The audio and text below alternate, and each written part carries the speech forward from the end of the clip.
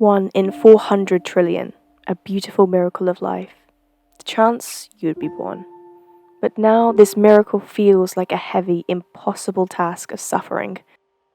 Over the years, you may develop in a safe, nurturing, loving environment, or you may develop in an unsafe, violent, or unloving environment. It shapes us to be the person we are now. A series of past experiences, perceptions, and conditioning leading to this point. Like a map we can trace backwards to see how it all unfolded, and how much sense it makes when we zoom out. Trauma is the emotional and nervous system response to an event that you perceived as a threat, and the incompletion of this fight, flight, or freeze reaction, so it gets stuck. You might break down, like me, if not addressed. Sometimes it's generational trauma, patterns or beliefs that unconsciously permeates everything you do. Personally, I've never felt good enough, with rigid high expectations only exacerbated more by social media. Maybe stemming from not feeling heard or validated by parents, teachers, or friends, therefore having a never-ending strive to achieve to be recognized. That drives me to burnout. From sexual abuse and shoving it deep down to pretend it never happened, living with manipulative gaslighters who drip-fed me into feeling like a worthless and terrible person in a new city while attempting to build a business. Maybe all of it and more. Whatever trauma you experience, it's affected you, it's made you spiral maybe. Depression, anxiety, feeling powerless, overwhelmed, helpless, just existing. But maybe there is a way through it. It won't be easy though.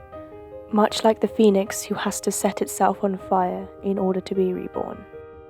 Depression at 12 years old. A confident and an energetic child turned introverted and nervous, who got picked on and did not fight back. Very dark thoughts snowballed at the small age of 13. How could this be? When you're conditioned to suppress and bottle things up and aren't taught how to deal with emotions, thoughts, or experiences, well, it can be something that happens. 14. Crippling anxiety. 15. Anorexia. Being put on antidepressants and antipsychotics. They can keep the suicidal and dark thoughts away, but are they addressing the root cause? Trauma wires the brain into making you feel it's not safe to enjoy things or go anywhere or do anything, trusting nothing to have good intentions. It's like trying to relax when a siren is going off. And depression and anxiety is there trying to keep you safe because maybe it'll stop you getting into more difficult events in the future. Maybe you try to stave things off and lie to yourself that you're okay. This is dissociation. It started with the small child living in a society with collective judgment if someone is different.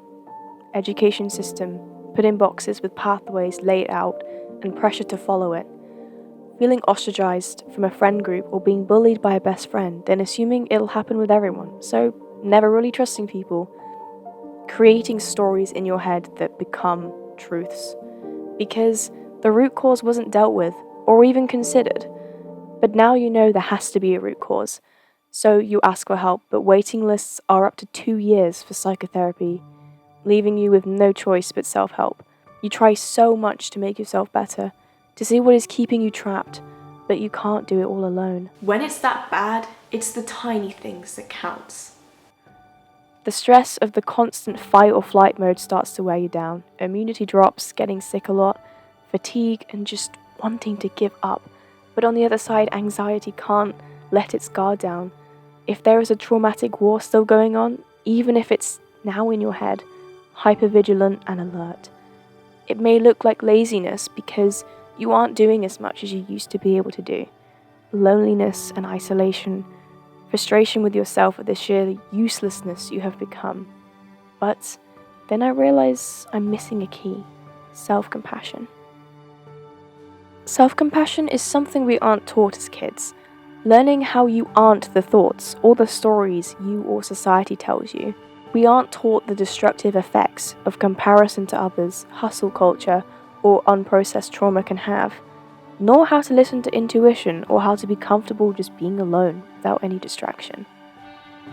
I've been gradually cutting ties with all that I identify with, all the labels that keep me holding on emotionally to the past, therefore living it in the present.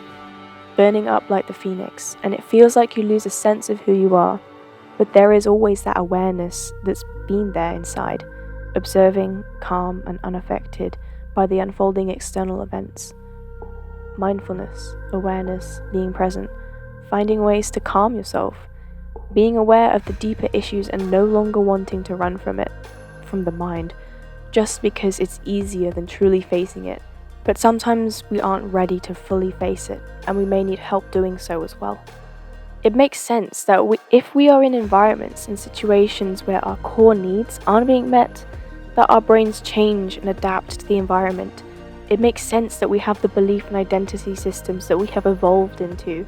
Things won't just turn up on your doorstep. Set things up deliberately for yourself to be able to live a life that you enjoy and want to live. And being honest with yourself about what that looks and feels like. Slowly building up mental fitness with psychotherapy, yoga, meditation, self-compassion, maybe even plant medicines, whatever works for you. Sometimes what we need is to just sit and feel the emotions and not mask them.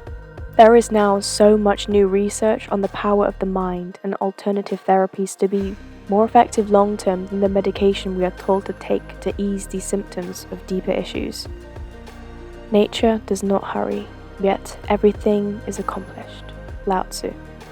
This has the message that we don't need to force or rush anything, the way societal messaging makes us feel, like there are deadlines that we need to hit at certain ages, that we are exactly where we need to be, to let go and surrender. Trust the process. Remember, each one of us has things we have enormous potential to do in this world, but it starts with you. Healing is hard, but it's worth it. True healing is freedom.